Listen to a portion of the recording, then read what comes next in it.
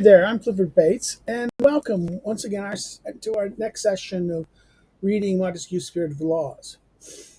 Today, we're looking at Book Two, which is the second book in the of the whole book of the whole count of the Spirit of Laws. It's within Part One. Part One is composed of 8 books. Okay, eight books, books 1 through 8. Last time we met, we looked at book 1, the first book on the nature of law in general. Now we're looking at book 2, which deals on the laws deriving from the nature of government, right? Here, let's go to it. Chapter 1. There are 3 kinds of government: republican, monarchical, and despotic. And to discover the nature of each, the idea held by the least educated of men is sufficient. In other words, the idea here is there's 3 governments: republican, monarchical, despotic, and that this is not required much thinking. This is the least of educated people understand this with this regards. Um, Now, what's important to understand here is when we look at this, we look at this typology, and we'll see that this regime account echoes very much more, not Aristotle's account, the sixfold regimes, sixfold constitutions or regimes that he presents in his classic motto of one few many, common good, common advantage, self rulers, the sixfold, or the Platonic cycle, right, or the Platonic cycle. This more follows Machiavelli's division between principates and republics, and you'll see this. The Republican is republics, and republics will have the same division between oligarchic versus uh, um, aristocratic versus um, democratic.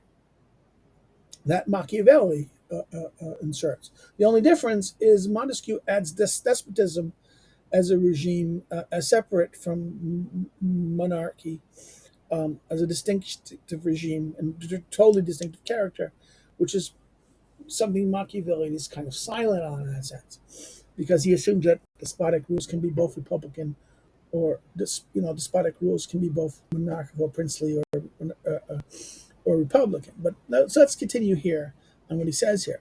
I assume 3 definitions, or rather 3 facts. One, republican government is that which the people are as a body, or as a part of the people, or only a part of the people. So the people as a body, or only a part of the people, have sovereign power. The monarchical government is that which one alone governs, but is fixed, but by fixed and established laws. Whereas despotic rule, one alone, without law and without rule, draws everything along by his will and his caprices. So 3 criteria. Republican government, which either the whole people or a part of the people are the sovereign. The monarchical government is where one alone rules, but is fixed by, but is governed, but is by fixed and established laws. Where despotic government is one alone, without law, without rule, can do everything along by his will and caprices. Okay, this is what I call the nature of each government. One must see that the laws follow directly from the nature and are consequently the first fundamental laws. On the Republican, let's shrink this a little bit. Let's shrink this a little bit. Okay. Let's shrink this a little bit so you can still see it. But okay, no, 130. Let's shrink this a little bit. So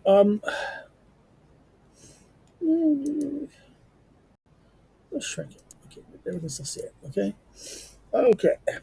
A public government and the laws relative to democracy. So a republic government, then we go with democracy right off. In a republic where the people as a body have sovereign power, it is a democracy. When the sovereign power is in hands of part of the people, it is called an aristocracy. In a democracy, the people are, with a certain respect, that respects the monarch. In other respects, they are the subject. They can be the monarch only through their votes, which are their wills. The sovereign's will is the sovereign himself. The sovereign's will is the sovereign himself. Therefore, the laws establishing the right to vote are fundamental in this government. Indeed, it is as important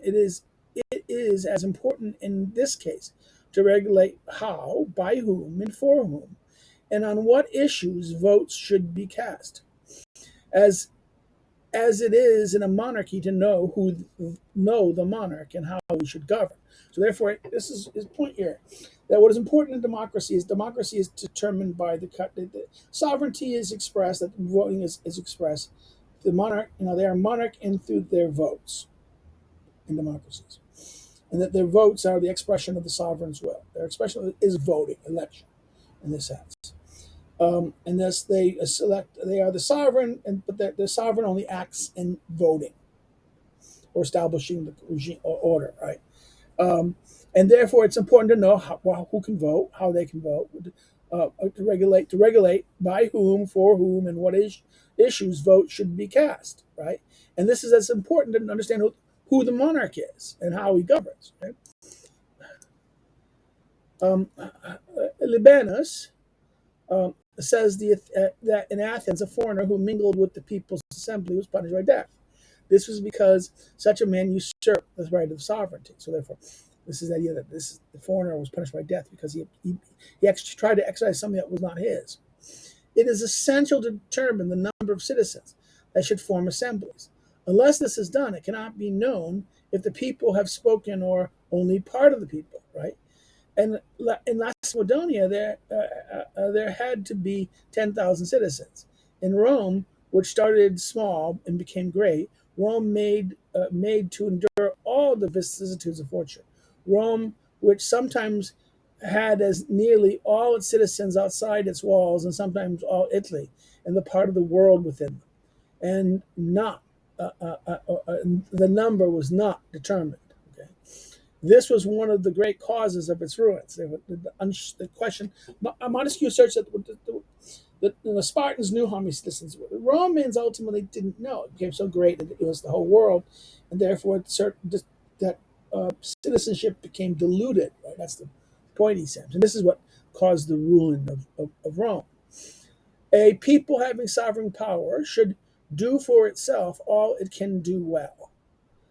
And what it cannot do, it must do through its ministers. So therefore, what can it do well? What can the people sovereign power can do well? The other is limit. In other words, the idea here is you have to limit sovereignty in a sense.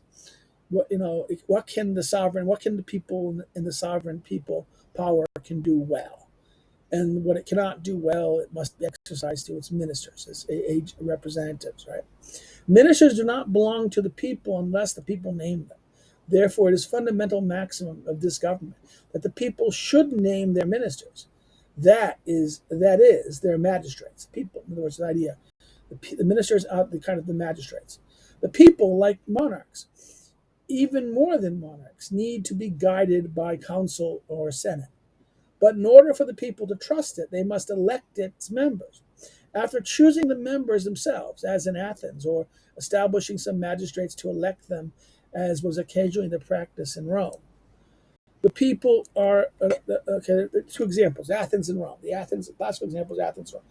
People elect them themselves, or there was a practice of the people kind of occasionally, in other words, some other or establishing a magistrate to elect them. The Senate body themselves would appoint them, and the people get to say yes and no. Right?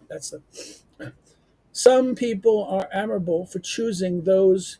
The people are admirable for choosing those to whom they should entrust some part of their authority. They have only to base their decision on things which they cannot be unaware, and on facts that are evident to the senses. They know very well that a man has often been to war, that he has had such and such a success. They are then quite capable of electing a general. They know that a judge is assiduous, and that many people leave his tribunal satisfied with him, and that he had not been convicted of corruption. That this is enough for them to elect a praetor. In other words, someone who would exercise authority over the judicial matters and legal matters. Okay. They have been struck by the magnificence of wealth of a citizen that is enough for them to be able to choose an aedile. In other words, one of the people who dealt with the monies and money. All these things are facts that they learn better in a public square than a monarch does in his palace. So again, this is the point that it's that the public understands what they experience, their knowledge of people's and their actions. They're able to point them successful. This idea of people by their reputation and what they've done. They're able to then say, okay, all right, we got to pick this person. And he's saying that this is that people are better judges here. Again, echoing Aristotle's famous line in Book 3, chapter 11, where he hints that the people are better judges, right? The many are better judges than the one, the best one, right? Even. But will the people know how to conduct the public business? Right? They will know the places, the occasions, and the moment, and the profit for them. No, they will not. In other words, they will not necessarily be able to do they will not. They may know about the people's characters or reputations, but they won't know how to do the public's business. They will not be able to know the places, the occasions, and the moments, and to profit from them. Okay, they won't. He's saying. If that's why they need to be guided by councils. You need to elect people who can do these things. If one were to doubt the people's natural ability to perceive merit, then one would only have to cast an eye over the continuous series of astonishing choices made by the Athenians and the Romans. This will doubtless not be ascribed to chance. In other words, examples of the Greeks and Romans so that people can make decisions. It is known that in Rome, though the people had given themselves the right to elevate plebeians to posts, they could not bring themselves to elect them. And in Athens, although according to the laws of Aristes, magistrates could be drawn from any classes, Xenophon says that it never happened that the common people turned to those classes that they could threaten the well-being or the glory. Just as most citizens who are competent enough to elect are not competent enough to be elected. So people who are sufficiently capable to call others to account for their management are not suited to manage themselves. Okay? Public business must proceed at least at a pace that is neither too slow nor too fast. But the people always act too much or too little. So therefore, public business needs to be effective, neither too fast nor too slow. People are either too slow or too fast. Sometimes with 100,000 arms, they upset everything. Sometimes with 100,000 feet, they only move like insects. Okay, so therefore, this perception of the many-armed, many-thinged beast, right? That again echoes something that Aristotle in I think Book 3, chapter 11, he hints at as well, right? Uh, um, in the popular state, the people are divided into certain classes. Great legislatures have distinguished themselves by the way they have made this division, and upon its durations and prosperity, and upon it, the duration and prosperities of democracy have always depended. So therefore, in other words, the great legislature, people are divided into certain classes, and therefore the organization of classes are the mechanism, and that good legislatures have divided the societies into classes in a way, and this is how the duration and prosperity of democracies have depended upon effectively dividing the classes. Servilis Tillus followed in the spirit of aristocracy in the composition of the classes. And Livy and Dionysius of Heracleanasus, we see how he put the right to vote into the hands of the principal citizens. He divided the people of Rome into 139 centuries, 139 centuries, forming six classes. He put the rich men, but in a smaller number, into the first century. He put the less rich, but in larger numbers, into the following ones. He put the entire throng of the poor into the last century, and since each century only had one voice, it means that the wealth had the votes rather than the persons. Solon divided the Athenians into four classes, gilded by the spirit of democracy. He made these classes in order to specify not those who were to elect, but who could be elected, and leaving to the citizen the right to elect he who wanted them to be able to elect judges from each of the four classes, but magistrates only from the first, the three, from the first three only. where the well-to-do citizens were found. Just as the division of those having the right to vote is fundamental in a republic, the casting of votes is another fundamental law. Voting by lot is in the nature of democracy. Voting by choice is in the nature of aristocracy. The casting of lots is, in a way, electing that distresses no one. It leaves to each citizen a reasonable expectation of serving his country. But it is, but as it is imperfect by itself, the great legislators have undone each other in regulating and correcting it. In Athens, Solon established that all military posts would be filled by choice, but the senators and judges would be elected by lot.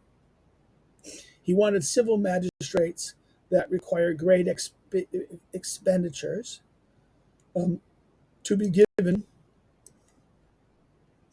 by choice, and others to be given by lot. There was certain things that, those offices that required expenditures of certain experience should be given by choice, and others by lot. But in order to correct, the vote by lot, he ruled that one could elect only from the number of those who presented themselves.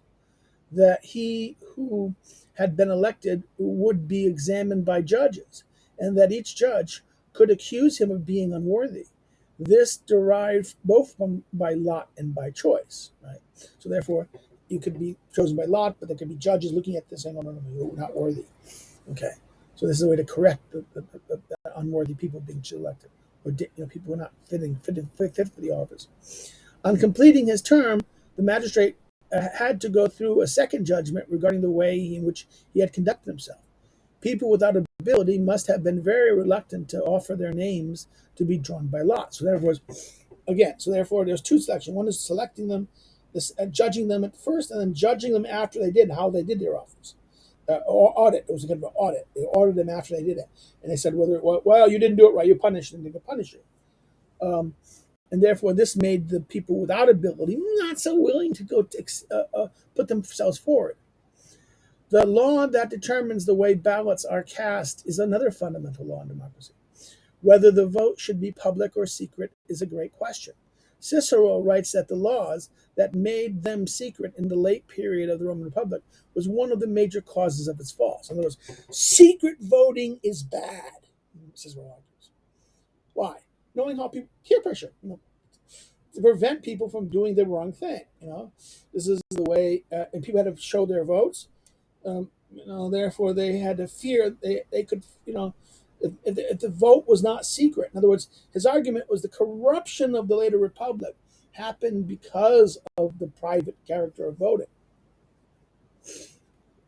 Given the practice varies in different republics, here I believe is what must be thought about. So therefore, the question of should it be public, should it be private, how they should do it, this is need to be thought about. When the people cast their vote should no doubt be public, and this should be regarded as the fundamental law of democracy. In other words, they're voting.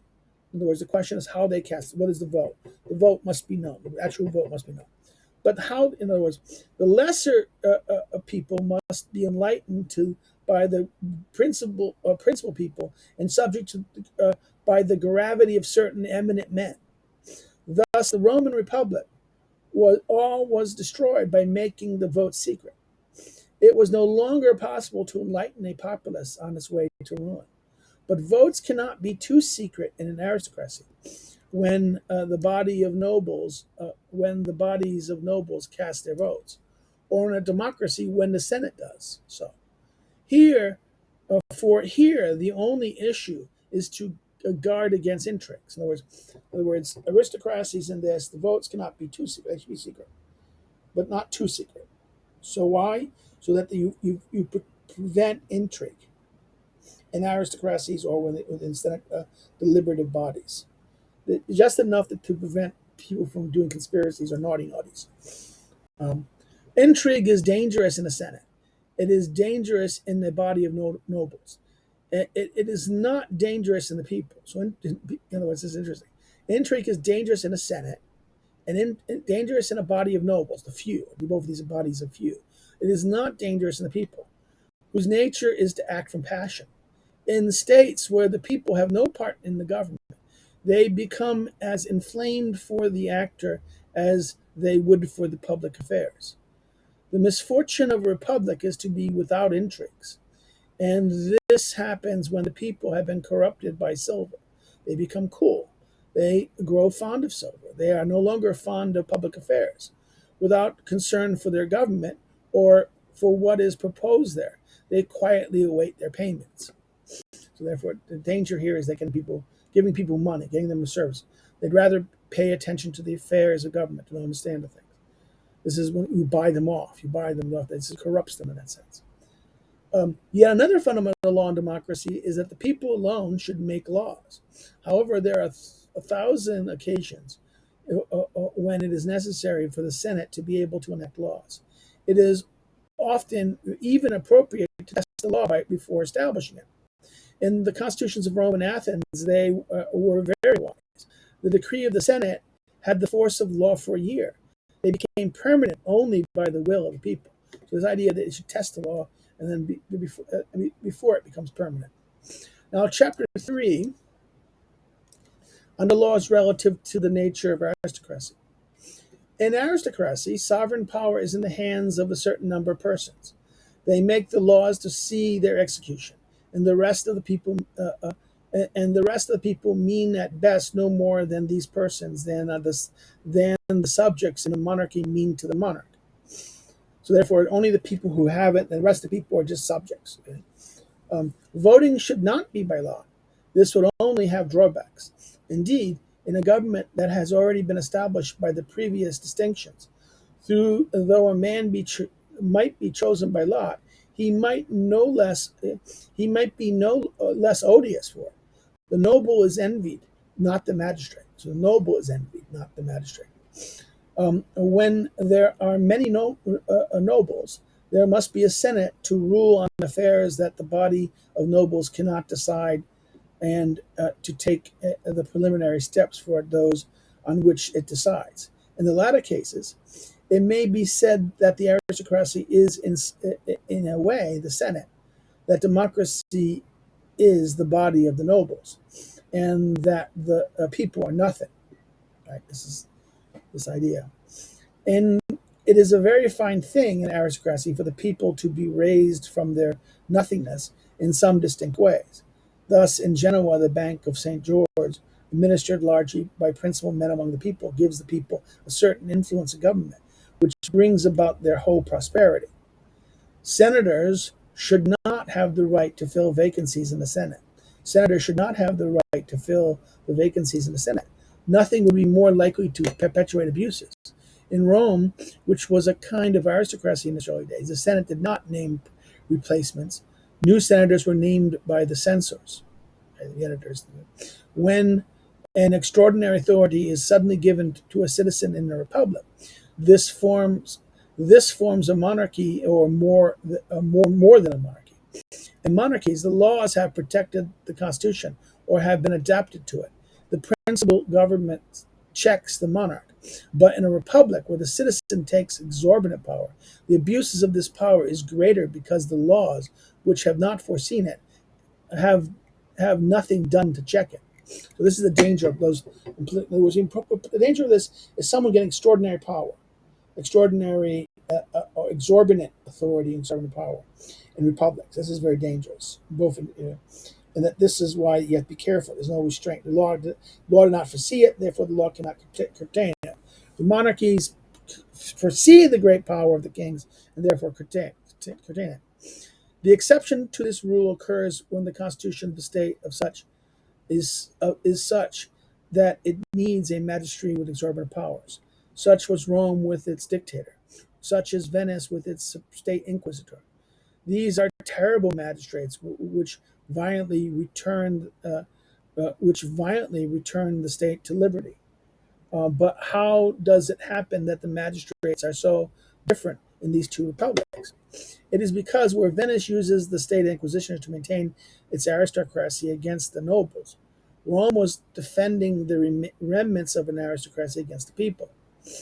In other words, this is the Inquisitioners maintaining the aristocracy against the nobles. and that this is against the people, right? It From this it followed that the dictator in Rome was only installed for a short time, because the people act from impetuosity, not from design. His magistracy was exercised. His magistracy was exercised with brilliance, as the issue was to intimidate, not to punish the people. The dictator was created for but a single affair, and had unlimited authority with regard to that affair alone, because he was always created for unforeseen cases. In Venice, however, there must be a permanent magistrate.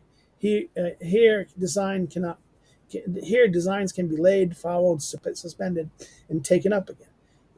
Here too, the ambition of one alone becomes that of a family, and the ambition of one family that of several. A hidden magistracy is needed, because the crimes it punishes, always deep-seated, are formed in secret and silence. The inquisition of this magistracy had to be general, because its aim is not to check known evils, but to curb unknown ones. Finally, the Venetian magistracy established to avenge the crimes it suspected, whereas the Roman magistracy used threats more than punishments, even for those crimes admitted by their investigators. In every magistracy, the greatness of its power must be offset by the brevity of its duration. Most legislators have fixed the time at a year. Longer terms would be dangerous, and shorter ones would be contrary to the nature of things. Who would want who would want to govern his domestic who would want thus to govern his domestic affairs? In Ragua, the head of the republic changes every month, and the other offices every week, the governor of the castle every day. This can take place only in small republics, surrounded by formidable powers, which could easily corrupt petty magistrates. The best aristocracies is one which part of the people, having no share in the power, is so small and so poor that the dominant part has no interest in oppressing it. Thus, in Athens, when Antipater established that those with less than 2,000 drachmas would be excluded from the right to vote, he formed the best possible aristocracy, because this census was too low that it excluded only a few people, and no one of consequence in the city. Therefore, aristocratic families should be the people. The aristocratic families should be of the people as far as possible. The more aristocratic approaches democracy, the more perfect it will be, and to the degree it approaches monarchy, the less perfect it will be. The most imperfect of all is the aristocracy, which the part of the people that obeys is in civil slavery to the part that commands, as in the Polish aristocracy, where the peasants are slaves to the nobility. So this is a very much criticism of Polish. The nobility, and the people who are the majority of the serfs, serfs who are slaves of that class, and that's the criticisms of that in that sense. And I think maybe even the criticism of Aristotle's best regime of Book 7 too, in that sense. Chapter 4, on the laws and relations to the nature of monarchical government. Intermediate, subordinate, and dependent power constitutes the nature of monarchical government. So again, let's go to the words. The indeterminate, subordinate, and dependent powers constitute the nature of monarchical government. And again, this is about the relations of the laws to monarchical government, right? And that is of the government in which one alone governs by fundamental laws. As I've said, intermediate, subordinate, and dependent powers. Indeed, in a monarchy, the prince is the source of all political and civil power. These fundamental laws necessarily assume mediated channels through which power flows. So this idea that the key is the source of this, and then that therefore the power all rests in the prince, and that it needs what intermediate institutions that channel the flow of it, right? Assume immediate, assume assume mediated channels through which the power flows. For if in the state there was only the momentary and capricious will of one alone, nothing can be fixed, and consequently there can be no fundamental law. So this is why the difference between monarchy and despotism is that the law restricts, is restrict, is there is consequence, there's restriction. The most natural intermediate subordinate the most natural intermediate subordinate power is that of the nobility. So the nobility is this natural intermediate and subordinate power between the monarch and the in a way, the nobility is essential to monarchy, whose fundamental maxim is no monarchy, no nobility, no nobility, no monarch. Hence, one has a despot. In few European states, some people have imagined abolishing all the justices of the lords. All the justices of the lords. They did not see that they wanted to do what the Parliament of England did. If you abolish the prerogatives of the lords, clergy, and nobility, and the towns in a monarchy, you will still have a popular state or else a despotic state. So, in other words, once you eliminate the prerogatives and powers of these people, you create a popular state or a despotism, right? The intermediating forces. In other words, that's the thing. That you need to have these intermediate bodies, these many groups that of what that the of uh, uh, again the lords, the clergy, nobility, and the towns. For several centuries, the tribunals of a great European state have been constantly striking down the patrimonial jurisdiction of the lords and the ecclesiastical jurisdiction. We do not want to censor such wise magistrates, but we leave it to be decided what the extent of the Constitution can be changed in this way. I do not insist on the privilege of ecclesiastics, but I would like their jurisdiction to be determined once and for all. It is a question of knowing not if one was right in establishing it, but rather if it was established, if it is a part of the country's law, and if it is relative to them throughout. If between two powers recognized as independent conditions should not be, in other words, if between two powers recognized as independent, conditions should not be reciprocal, and if it is not all the same to a good subject to defend the prince's justice, or to the limits that the justice has always prescribed for itself. To the extent that the powers of the clergy is dangerous in republics, okay, the clergy is dangerous in republics. It is suitable in monarchies, especially those tending towards despotism.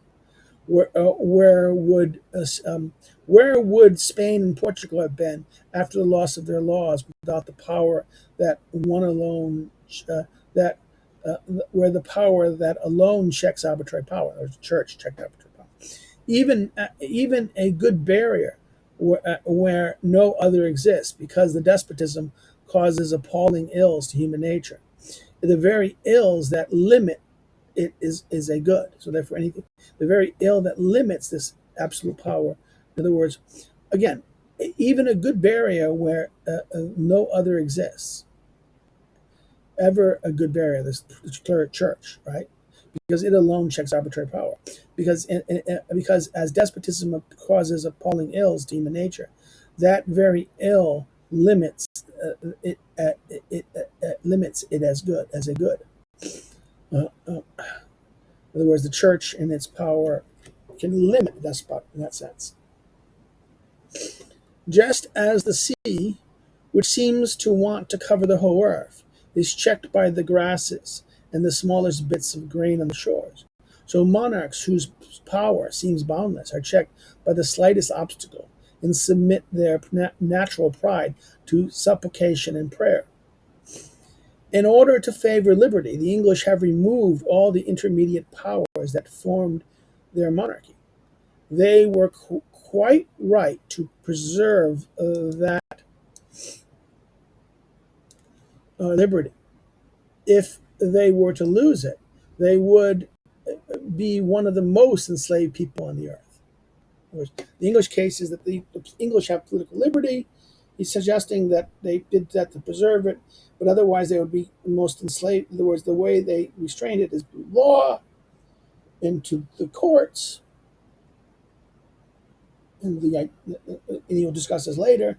But if they would have lost it, they would have been the most enslaved people of the world. And you can see that's what's happening in England now, as they're losing the courts, as the courts have become castrated, and many of their institutions have become Europeanized.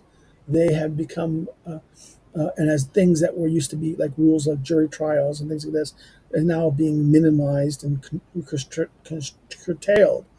They are becoming the most enslaved people on earth. The Law, Mr. Law, equally ignorant of the republican and monarchical constitutions, was one of the greatest promoters of despotism that had until then been seen in Europe. Now, Law is the guy who created an economic system and economic policies.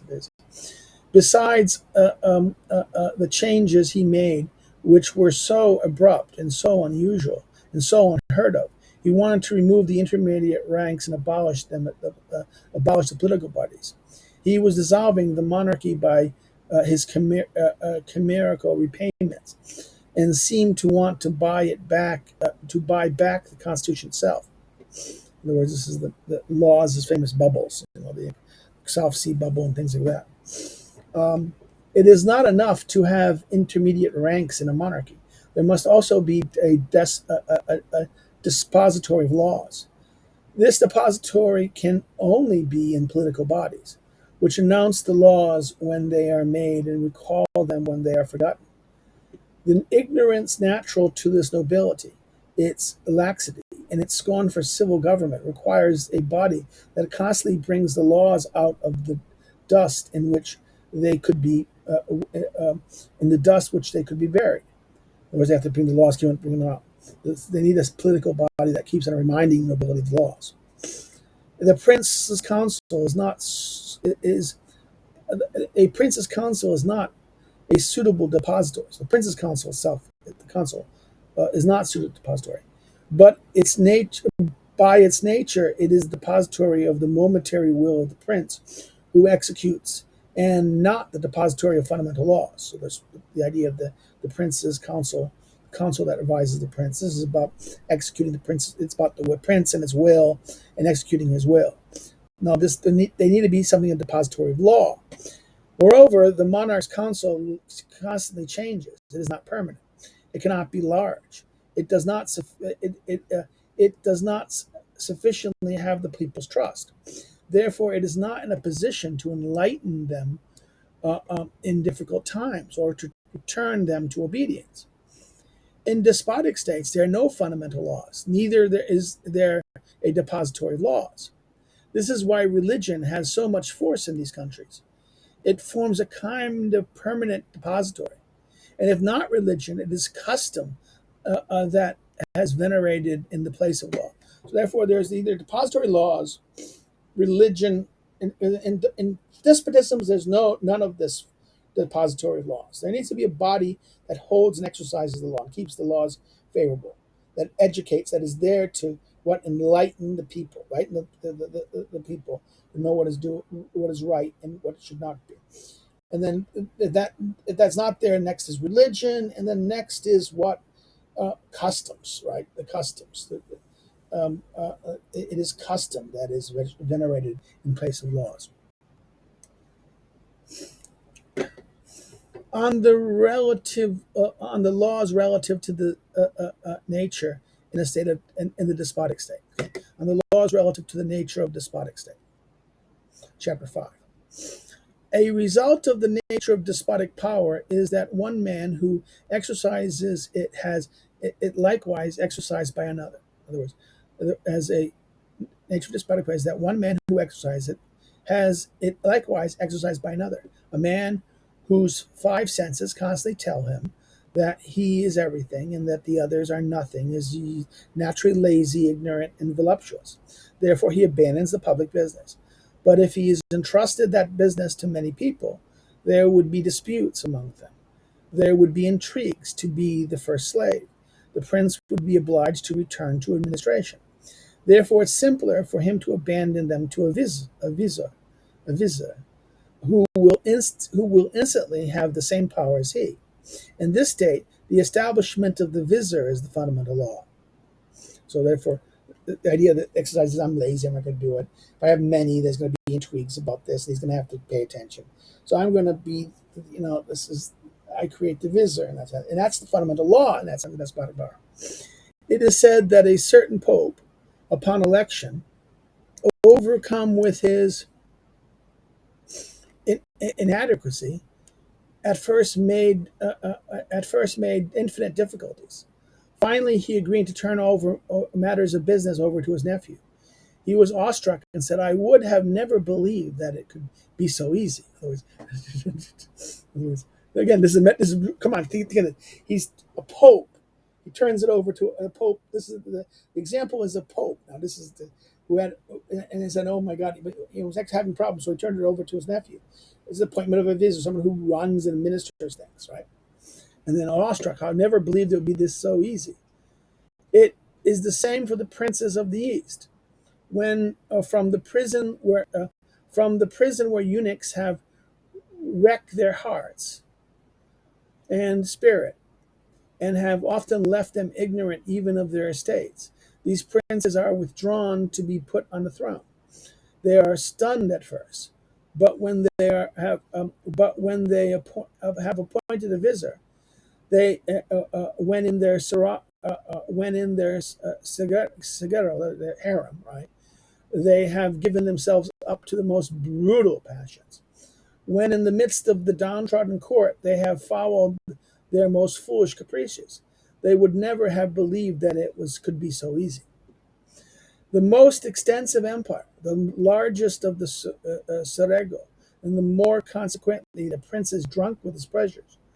Thus, in these states, the more people the prince has to govern, the less he thinks about government. The greater the matter of the business, the less deliberation they are given. Okay? This is this weird metaphor of despotic, just like this, and this is where he ends book 2 of of the Spirit of the Law. So we end it here. This is where it ends. In the next chapter, we look at book 3. So if you have any comments or quick questions or issues, please put them below. You can follow me on, you can if you like it, share it with a friend, share it on social media, get attention, encourage, if you've not subscribed, subscribe.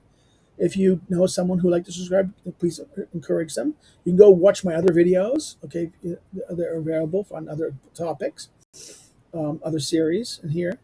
And so again, we're going to be doing this twice a week, not the regular 5 days because of the structure of this. I thought it would be better in that sense, and I might do smaller videos if I have time. And then what we're doing is, again, as you can follow me on social media below. If you want to help me doing this as a Subscribe Star like this, you can buy my book, which is not listed below, but you can do things like that. Our Subscribe Star on Patreon is there. I understand people don't necessarily want to do that. Okay, I would like it. It'd be helpful if people do this. I'm hoping to build a channel, so encouraging more people to go here. Well, that's it. We turn next to book 3. So have a good day. Take care. Bye-bye.